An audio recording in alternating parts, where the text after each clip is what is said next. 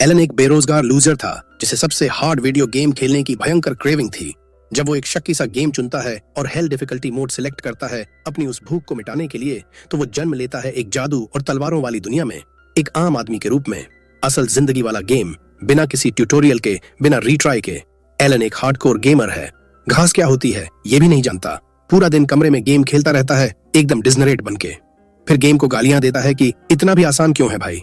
अब उसे ऐसी गेम चाहिए जो उससे भी ज्यादा मुश्किल हो, उसके गर्लफ्रेंड बनने से भी ज्यादा मुश्किल। नेट पर सबसे हॉरिबल बैलेंस वाली, सबसे दर्द देने वाली गेम ढूंढने लगता है। लेकिन जैसे ही सर्च बटन दबाता है, पीसी स्क्रीन अचानक बदल जाती है। एक ऐसी गेम का एड आ जाता है जो कभी खत्म नहीं होती। एड कहता है, हमारे साथ आओ तलवार और जादू की फंतासी दुनिया में, और अपनी उस बिंदास कॉन्फिडेंस में, कोई गेम इतना हार्ड नहीं जो मुझे हरा सके। जैसा उसकी एक्स भी कहती थी, वो ट्राई करने का फैसला करता है। पहले डिफिकल्टी लेवल चुनने का ऑप्शन आता है, इजी, नॉर्मल, एक्स्ट्रा। फिर दिखता है हेल मोड, वार्निंग के साथ। इतना डिस्पेयर आएगा कि पछताने की भी फुर्सत या ताकत नहीं बचेगी। एलन कंधे उचकाता है, ये लाइन तो सुनी सुनाई लग रही है यार, और हेल मोड लॉक कर देता है। गेम बताता है हेल मोड में लेवल अप करने के लिए नॉर्मल मोड से 100 गुना ज्यादा एक्सपी चाहिए। फिर कैरेक्टर क्लास की लिस्ट दिखाता है। सबसे आसान स्वॉर्ड्समैन और स्पीयर यूजर, हीरो और demon lord extremely high difficulty, लेकिन सबसे ऊपर सबसे खतरनाक डिफिकल्टी रेटिंग समनर क्लास। और यही चाहिए था एलन को।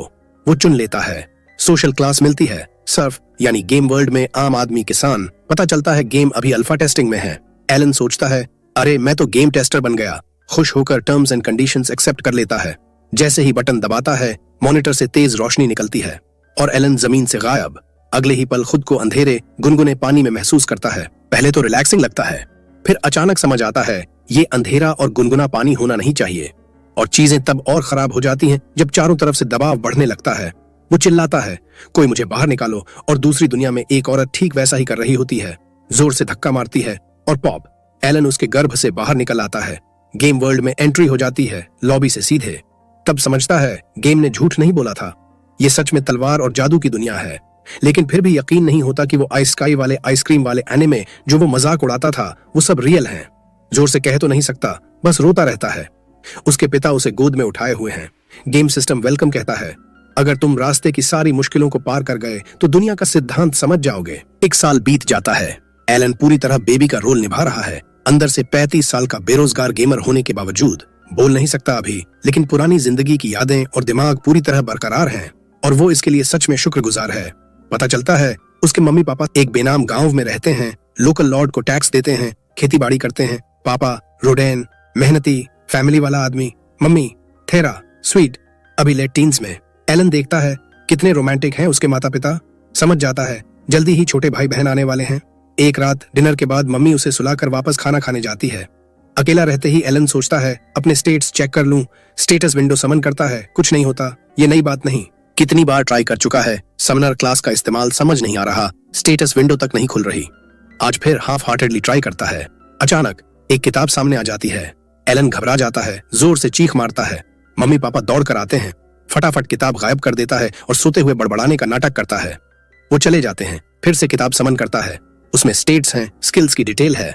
लेवल 1 समनर, 2 स्किल्स समन और क्रिएट। जितना इस्तेमाल करेगा उतना लेवल अप होंगे। कुछ समन्स क्रिएट कर सकता है। अभी सिर्फ H रैंक के कीड़े और जानवर। मुश्किल लगती है, बहुत हाई डिफिकल्टी। अचानक किताब के बीच का पन्ना चमकता है और खुल जाता है। एक लेटर है एल्मिया की तरफ से, जिसने ये दुनिया बनाई है। माफी मांग रहा है कि ग्रिमोयर स्टेटस विंडो भेजने में देर हो गई। कहता है, तुमने जो क्लास चुनी वो अभी टेस्टिंग में है, बहुत पेपर वर्क हुआ, जल्दी तैयार करवाया, अब मजे करो गेम के। एलन को डिले से फर्क नहीं पड़ता, अब बस गेम एक्सप्लोर करने का मन है। समनिंग पेज पर जाता है, कुछ कीड़े समन करने की कोशिश करता है। कोई जादू, कोई स्पेल, कुछ भी काम नहीं करता। तब समझता है शायद पहले क्रिएट करना पड़ेगा, फिर समन। ट्राई करता है, एक इंसेक्ट कार्ड क्रिएट हो जाता है। समन करने से पहले ही मम्मी की आवाज आती है। फटाफट सोने का नाटक। अब सच में नींद भी आ रही है। सोचता है कल सुबह करेंगे। अगले दिन मम्मी पापा काम पर व्यस्त हैं। एलन रात वाला क्रिएट किया हुआ कीड़ा समन करता है। नीली रोशनी की छोटी छोटी गेंदें कमरे में भर जाती हैं, फ्यूज होकर एक विशाल टिड्डा बन जाता है। एलन हक्का बक्का ऑर्डर देता है, लेकिन वो एकदम नॉर्मल बेवकूफ कीड़ा निकलता है, किसी की नहीं सुनता। ग्रिमोयर में इन्फो चेक करता है, नाम दे सकता है, डेना रख देता है। बस समन करने से ही एंड्योरेंस और एजिलिटी +1 हो गई। एलन खुशी से चिल्ला उठता है। थेरा दौड़ कर आती है, विशाल टिड्डा देखकर चीखती है और एकदम पैर से कुचल देती है। कुछ दिनों तक कीड़ों के साथ एक्सपेरिमेंट करता रहता है। एक एच रैंक माउस क्रिएट और समन करता है। एचपी और एजिलिटी बफ देता है। स्करी नाम का स्किल कमांड देने पर चक्कर काटकर भागता है। समझ जाता है एक साथ 10 समन्स होल्ड कर सकता है। सारे स्टेट्स स्टैक हो जाते हैं। एक बेबी के लिए बहुत ज्यादा ताकतवर हो जाता है। एक दिन मम्मी उसके साथ खेल रही होती है। अचानक पापा खून से लथपथ घर आते हैं। थेरा डर जाती है। रोडेन बताते हैं ग्रेट बोर का खून है, गांव वालों ने मिलकर शिकार किया। एलन उत्सुक हो जाता है। रोडेन उसे कंधे पर बिठाकर ले जाता है।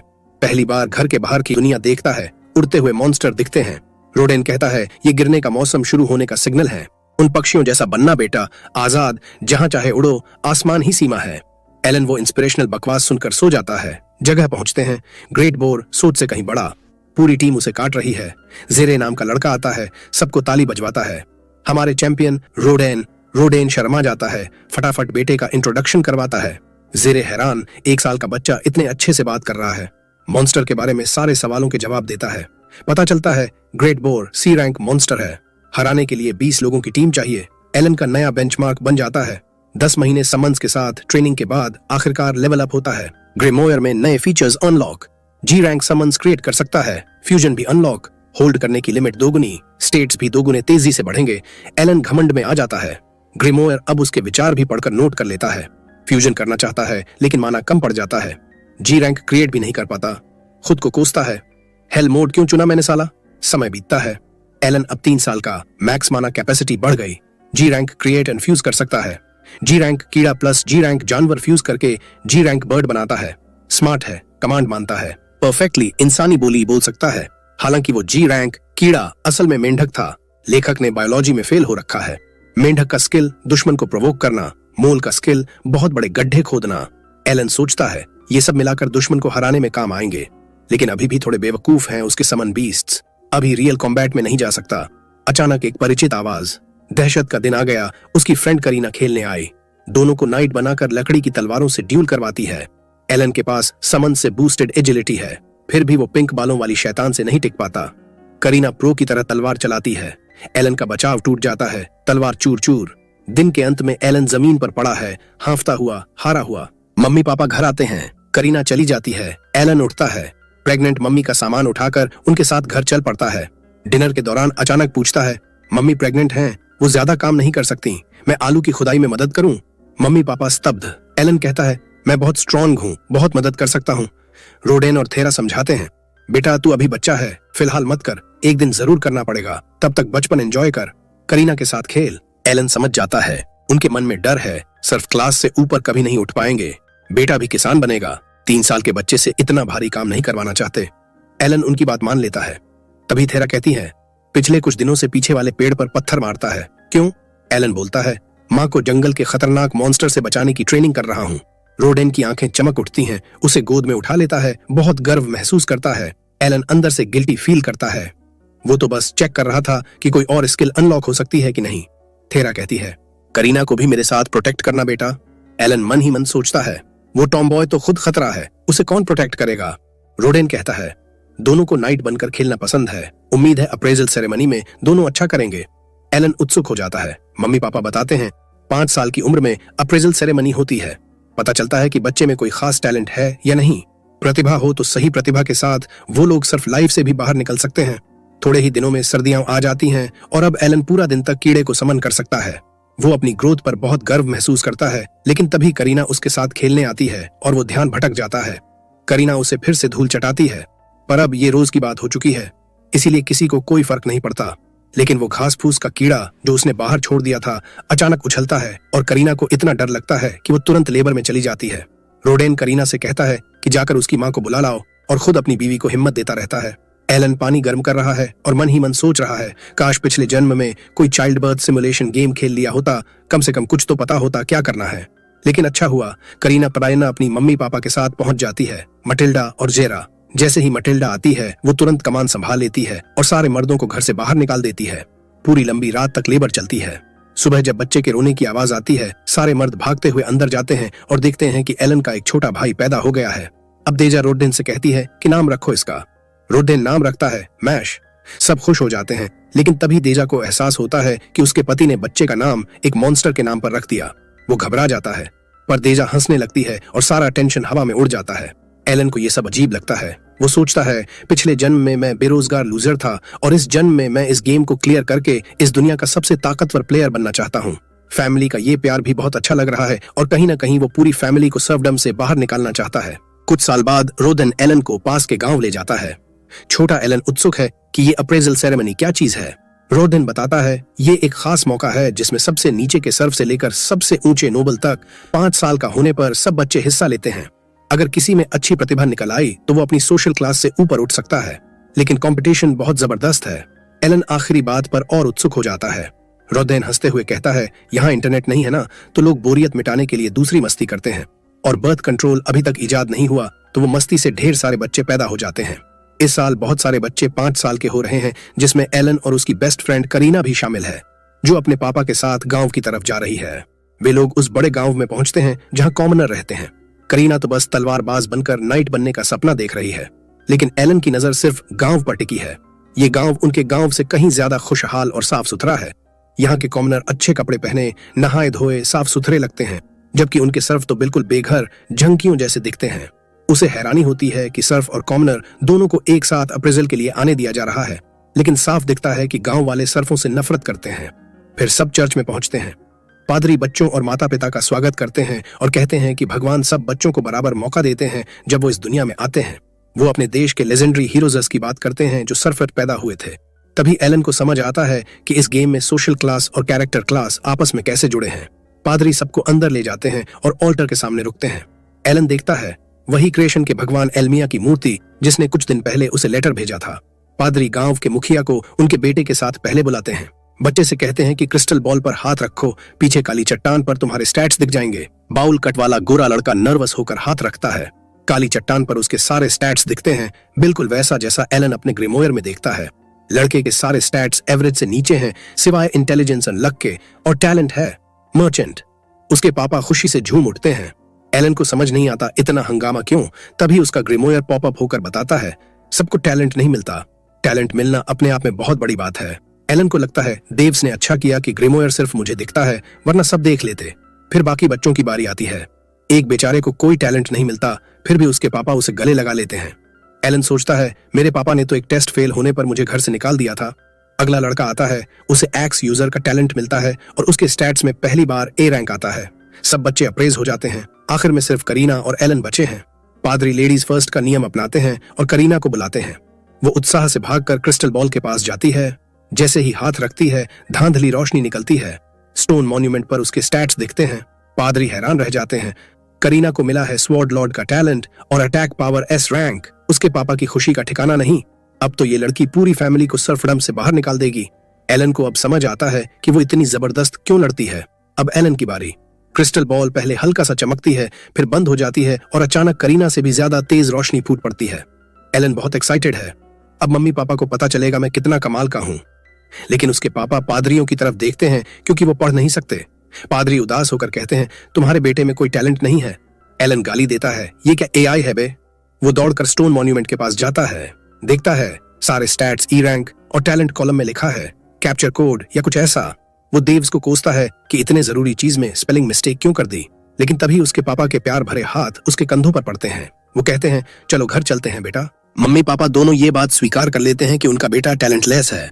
कहते हैं, कोई बात नहीं, हमेशा तुम पर गर्व रहेगा। एलन को बहुत अच्छा लगता है कि इतने गरीब होने के बावजूद उसे इतना प्यार करने वाली फैमिली मिली। रात को वो सोचता है, शायद हेल डिफिकल्टी मोड चुनने की वजह से मेरे स्टैट्स ई रैंक पर लॉक हैं। जहां दूसरे हताश हो जाते, एलन का जोश और बढ़ जाता है। वो हमेशा से ऐसा गेम खेलना चाहता था जो उसे रुला दे अपनी मुश्किल से। लेकिन टैलेंट वाले टेक्स्ट की गड़बड़ अभी भी चुभ रही है। वो मन ही मन देव्स को बुरे रिव्यू देने का प्लान बनाता है। अगले दिन वो करीना के घर जाता है अपने मम्मी पापा के साथ। पापा बिना वजह चिढ़े हुए हैं। करीना के घर में पार्टी चल रही है, लेकिन रोडेन बस मुंह फुलाए बैठे हैं। जेरा भी उनसे खींच रहा है। दोनों एक दूसरे पर पैसिव एग्रेसिव कमेंट करने लगते हैं। रोडेन जेरा से कहता है, इतना इमैच्योर मत बनो, अपनी बेटी की इतनी बड़ी टैलेंट का जश्न मनाओ। जेरा तमतमा कर बोलता है, तू इतना कहने की हिम्मत कैसे कर रहा है जब तूने खुद फैमिली के रिश्ते तोड़ने की बात कर दी। सब हैरान। रोडेन समझाता है, करीना में इतनी जबरदस्त टैलेंट है कि वो एक दिन नोबल बन सकती है। इसीलिए अब गरीब सर्फों से दोस्ती छोड़ो, हाई सोसाइटी से कनेक्शन बनाओ। एलन को समझ आता है उसके पापा अपने दोस्त का भला कर रहे हैं। बिना पूछे दोनों में बहस शुरू हो जाती है। एलन को डर लगता है कि कहीं हाथापाई ना हो जाए। वो करीना से कहता है उन्हें रोक। करीना लकड़ी की तलवार निकाल लेती है, लेकिन जरूरत नहीं पड़ती। दोनों माएं आकर दोनों को शांत कर देती हैं। एलन मटिल्डा से पूछता है क्या पापा और जेरा अंकल हमेशा ऐसे लड़ते हैं? वो हंसकर कहती है पहले तो ये पुराने गोकू और वेजिटा जैसे थे, लेकिन बाप बनने के बाद थोड़ा शांत हो गए। फिर बताती हैं कि चारों बचपन के दोस्त हैं, एक ही गांव के। नया गांव बसने की बात सुनी तो सबने वॉलंटियर किया, साथ आए, साथ घर बनाए, सब कुछ साथ किया। पुरानी बातें याद करके दोनों भूल जाते हैं, लड़ाई और अच्छी खासी शराब पीने लगते हैं। अगले दिन जेरा गांव वालों के साथ काम कर रहा होता है कि कोई दौड़ता हुआ आता है। नाइट्स आ गए हैं करीना से मिलने। वो घर की तरफ भागता है। कॉमनर गांव में भारी भीड़ लगी है, उस एक्स यूजर लड़के समेत। वो एलन को देखकर बेवजह गुस्सा हो जाता है। टैलेंटलेस लूजर यहाँ क्या कर रहे हो? करीना एलन के लिए खड़ी हो जाती है। वो यहाँ इसलिए है क्योंकि वो बहुत स्ट्रांग है। लड़का यकीन नहीं करता। करीना उसकी उंगली काटने वाली होती है, लेकिन जेरा उसे रोक लेता है। तभी विलेज चीफ कहता है सब शांत रहो, नाइट्स आए हैं। सब रास्ता देते हैं। नाइट्स आते हैं, लीड कर रहे हैं स्वॉर्ड मास्टर जेनॉफ। करीना असली नाइट्स देखकर पागल हो जाती है। जेनॉफ पहले विलेज चीफ से बात करता है, फिर डैडी बाउल कट करीना और जेरा को बुलाता है। एलन को याद आता है 3 साल पहले वो दोनों नाइट खेलते थे। अब करीना असली नाइट बनने वाली है। उसे अपने 21 सने इकलौते दोस्त से अलविदा कहने का दर्द होने लगता है, लेकिन तभी चीजें उल्टी हो जाती हैं। जेरा नाइट कैप्टन की किसी बात पर ऐतराज करता है। वो कहता है करीना सिर्फ 5 साल की है, कभी असली तलवार नहीं छुई, वो तुम्हारा टेस्ट पास नहीं कर पाएगी। जेनॉफ कहता है स्वॉर्ड लॉर्ड है तो जीतेगी ही, और जेरा पर इल्जाम लगाता है कि तुमने झूठ बोलकर नोबल्स को ठगा है। जेरा समझाने की कोशिश करता है, लेकिन नाइट कैप्टन अपने डिप्टी को तैयारी शुरू करने का ऑर्डर दे देता है। जेरा गिड़गिड़ाता है रुक जाओ, मेरी बेटी तैयार नहीं है। लेकिन जेनॉफ कहता है अप्रेजल में झूठ बोलना मौत की सजा वाला जुर्म है, इसीलिए अब फेंसिंग ड्यूएल होगा। अगर करीना साबित नहीं कर पाई कि वो स्वॉर्ड लॉर्ड है तो पूरी फैमिली को मौत के घाट उतार देंगे। एलन सोचता है ये कितना गलत है, ये नाइट्स पागल हो गए हैं। लेकिन तभी करीना को एक नाइट असली तलवार लाते दिखता है। वो तलवार देखकर मंत्रमुग्ध हो जाती है। जैसे ही पता चलता है कि उसे वो तलवार इस्तेमाल करनी है, वो तुरंत अपने पापा से कहती है मैं लड़ूंगी। जेरा स्तब्ध है, लेकिन मजबूर है। सब इकट्ठा हो जाते हैं। करीना छोटी सी स्वॉर्ड लॉर्ड बनाम नाइट वाइस कैप्टन, जिसका टैलेंट स्पीयर यूजर है। करीना पूरी जान लगाकर उस पर टूट पड़ती है, अपने कद जितनी बड़ी तलवार लिए। वो खुशी खुशी वार करती है। वाइस कैप्टन पॉकर फेस के साथ सब ब्लॉक करता रहता है। सब हैरान है कि इतनी छोटी लड़की ऐसे तलवार चला रही है। लेकिन एलन सोचता है पिछले 3 साल से रोज मेरे साथ ट्रेनिंग करती रही है, ये तो उसके लिए नॉर्मल है। फिर भी वो चिंतित है, शायद रियल नाइट के सामने स्किल और एक्सपीरियंस कम पड़ जाए। तभी वाइस कैप्टन अपना पहला अटैक करता है और करीना को पीछे धकेल देता है। वो काउंटर में फिर से झपटती है। ला अब बचाव में आ जाता है और स्वॉर्ड का सामना करने की बजाय उसे दीवार पर ठोकर मार देता है। जेरा गुस्से से पागल हो जाता है, लेकिन नाइट्स उसे दबोच लेते हैं।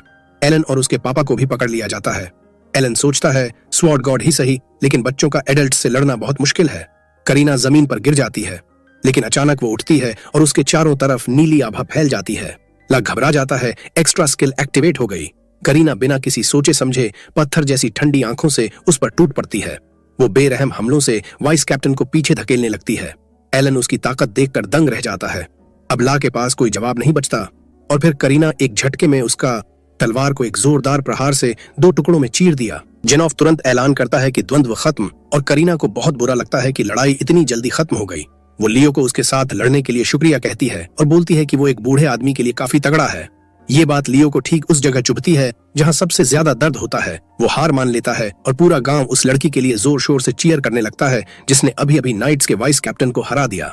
जेरा को राहत मिलती है कि करीना सुरक्षित है और वो उस पर बहुत गर्व महसूस कर रहा है। रोडेन और एलन भी यही फील कर रहे हैं।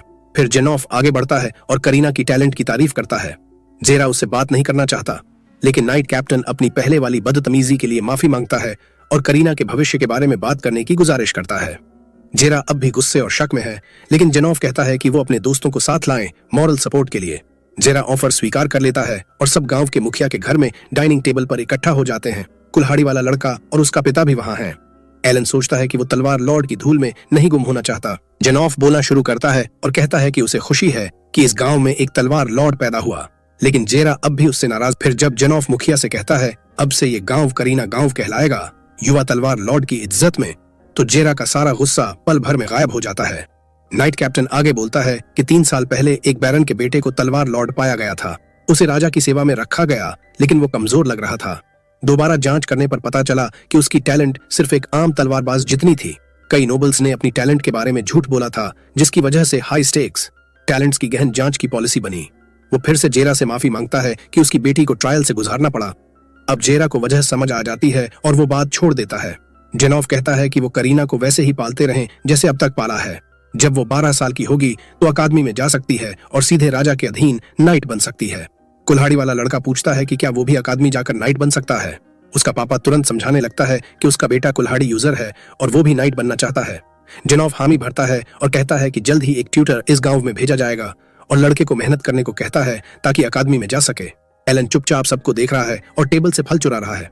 तभी करीना कहती है कि वो सब साथ अकादमी जाएंगे। डोगोरा तुरंत बोल पड़ता है कि बेवकूफ और बेकार बच्चे अकादमी नहीं जा पाएंगे। बस करीना फिर उससे लड़ने लगती है। जेनोव अब लड़के के बारे में उत्सुक हो जाता है। जेरा उससे और रोडेन को इंट्रोड्यूस करता है। बूढ़ा नाइट तुरंत खड़ा होकर रोडेन द बोअर स्लेयर को सलाम करता है। रोडेन हैरान है कि नाइट कैप्टन उसका नाम जानता है। जेनोव बताता है कि इस इलाके का बैरन सर्दियों में उनके द्वारा सप्लाई किया जाने वाला बोअर मीट बहुत पसंद करता है और रोडेन के बारे में हंट्स के MVP की कहानियां भी सुनी हैं। वो बैरन की तरफ से उसकी तारीफ करता है। एलन को एहसास होता है कि उसके पापा सचमुच बहुत कूल हैं। घर लौटते वक्त रोडेन एलन को समझाता है कि मेहनत करने वाले आम लोग भी पहचाने जा सकते हैं। वो कहता है कि गर्व से जियो और मेहनत करो क्योंकि तुम्हें मेरे जीन हैं। एलन खुशी खुशी वो फल निकालता है जो उसने चुराए थे और पता चलता है कि वो सच में उसके जीन हैं क्योंकि रोडेन ने भी 2-3 चुरा लिए थे। तभी अचानक एलन ऐसे चिल्लाने लगता है जैसे उसकी सॉसेज जिप में फंस गई हो। हालांकि उसके दुनिया में जिपर अभी बने ही नहीं है। असल वजह यह है कि आखिरकार सालों की मेहनत के बाद उसका लेवल अप हो गया है। उसके सारे पुराने स्किल्स लेवल अप हो गए और ऊपर से उसे नया स्किल मिला है, एनहांस। एलन सोचता है कि क्या वो इस नए स्किल से अपने समन्स को और ताकतवर बना सकता है। उसी दौरान उसे पता चलता है कि अब वो F रैंक क्रिएचर्स भी क्रिएट और समन कर सकता है। वो पहले से उम्मीद कर रहा था।